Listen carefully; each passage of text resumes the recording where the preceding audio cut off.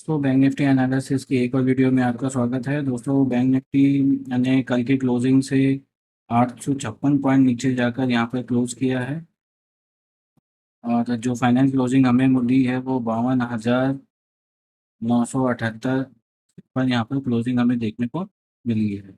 Daily chart पर अगर हम देखें तो हमें देखने को मिलेगा कि बहुत दिन से जो बैंक निफ्टी एक रेंज में यहाँ पे कंसोलिडेट कर रहा था, ये इसकी लोअर रेंज थी और ये इसकी अपर रेंज थी। इसी रेंज के बीच में जो बैंक निफ्टी है, एक दिन, दो दिन, तीन दिन, चार दिन, पाँच दिन से यहाँ पे कंसोलिडेट कर रहा था और ये रेंज का जो ब्रेकआउट है वो यहाँ पर हमें देखने को मिला है। जिस रेंज के ब्रेकआउट होने के बाद में एक अच्छा खासा फॉल यहाँ पर बैंक निफ्टी ने हमें दिया है, जो कि लगभग 856 पॉइंट का है।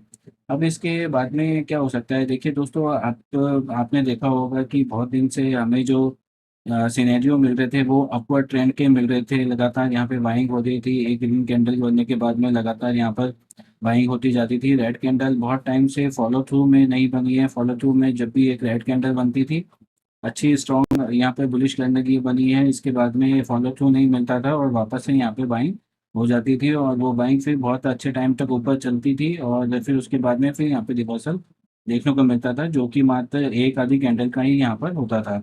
लेकिन आप इस सिनेरियो में देखेंगे तो यहाँ पर एक बहुत अच्छी बियरिश कैंडल यहाँ पर दिखी है, जो कि काफ़ी अच्छे पॉइंट के साथ में यहाँ पे फॉल हुई है। शुरू में ही जो बैंक निफ्टी आज ओपन हुआ था वो भी लगभग 250 पॉइंट के लगभग यहाँ पर नेगेटिव ओपन हुआ था और वो नेगेटिव ओपन होने के बाद में थोड़ा सा इसने पुल बैक दिया और पुल बैक देने के बाद में सीधा यहाँ पर फॉल हो गया। तो अब इसके बाद में नेट बैंक निफ्टी जो है फॉलो थ्रू कैंडल के बाद में यहाँ पे बेयरिश कैंडल बना रहा है। तो अब आगे इसका सेंटीमेंट क्या हो सकता है दोस्तों? अगर अब आगे के लिए अगर आप देखें इसमें तो अभी का जो इसका लेवल है 52,978 का बना हुआ है, ये लगभग 53,000 का लेवल है। अगर मान लीजिए इसके नीचे अगर बैंक निफ्टी और यहाँ पर फॉलो थ्रू में गिरता है तो लगातार गिरने की संभावना यहाँ पर कम है।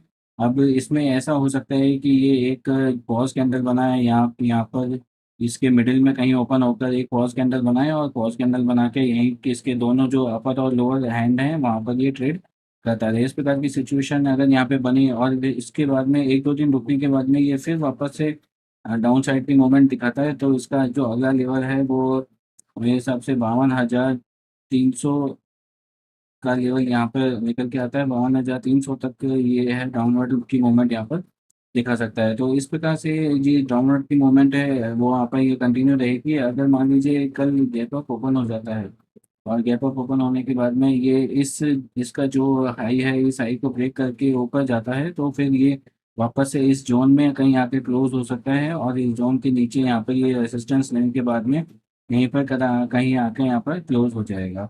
तो इस प्रकार से जो सेंटीमेंट है वो बैंक निफ्टी का रहने वाला है। चलिए पर 5 मिनट की कैंडल पे देखते हैं कि किस प्रकार का मूवमेंट कल बैंक निफ्टी कर सकता है।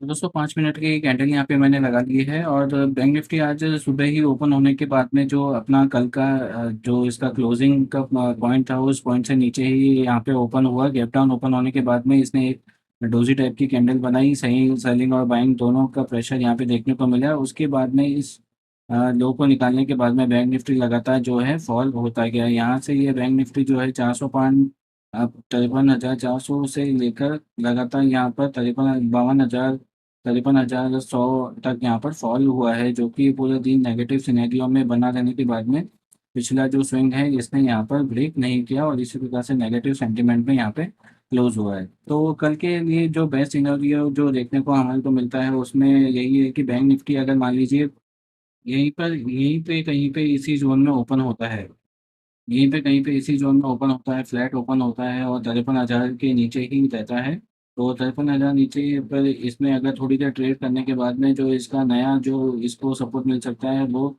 52,500 तक ये यहाँ पर फॉल हो सकता है। 52,500 भी कुछ देर होल्ड करने के बाद में फिर से अगर नीचे की तरफ ब्रेकडाउन होता है तो ये 52,300 तक का लेवल यहाँ पर दिखा सकता है। तो इस प्रकार से ये जो फॉल है हमें यहाँ पे देखने को मिल सकता है। इसके अलावा अगर मान लीजिए bank Nifty gap up open होता है, इस लेवल के ऊपर कहीं ओपन हो जाए 53,400 की समथिंग, या फिर बहुत ही बड़ा गैप अप हो जाए और इस लेवल के ऊपर 53,700 के ऊपर अगर कहीं ओपन हो जाए, तो 53,700 के लेवल पे ओपन होने के बाद में तो इसका जो सिनेरियो है वो हमें देखना पड़ेगा कि किस प्रकार से ये यहाँ पे मूवमेंट करता है। और अगर पुल बैक देने के बाद में ही फिर वो वापस अगर ये इस लेवल को निकालेगा तो ये एक अपवर्ड डाउन साइड की मूवमेंट यहाँ पर हमें देखने को मिलेगी। नहीं तो ये गैप फिल करने के लिए जो नीचे की साइड मूवमेंट है उसको भी यहाँ पर शो कर सकता है। अगर मान लीजिए 53,400 के ऊपर ओपन होने के बाद में भी अगर ये इस लेवल को निकालता है, वैसे इस लेवल को ये एक रेसिस्टेंस की जैसे काउंट करेगा। अगर ये फिर भी अगर इस लेवल को निकालता है तो एक 200-250 पॉइंट की अपवर्ड मूवमेंट भी हमें यहाँ पे देखने को मिल सकती है। इसके अलावा अगर बैंक निफ्टी कल गैप डाउन ओपन हो जाता है, मान लीजिए गैप डाउन एक अच्छा खासा गैप डाउन ओपन होके 52,600 के समथिंग ये अगर यहाँ पे ओपन हो जाता है, तो भी यहाँ पे सेलिंग के लिए जो अपॉर्चुनिटी है वो हमें प्राइस एक्शन के अकॉर्डिंग देख के यहाँ पर सेलिंग करनी होगी। और एक पुल बैक के बाद में अगर वापस से सेलिंग आए और ये अपने लोअर लो को ब्रेक करके नीचे आए, तो ही एक बहुत अच्छा जो सेलिंग का सिनेरियो है वो यहाँ पे क्रिएट होता दिखेगा।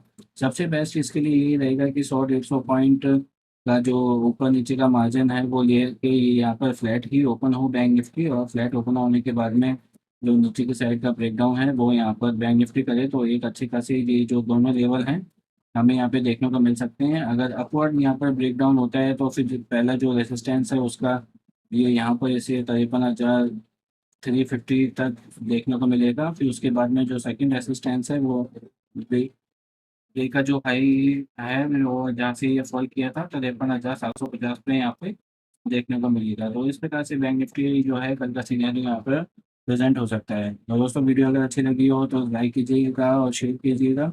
मिलते हैं नेक्स्ट वीडियो में। Thank you.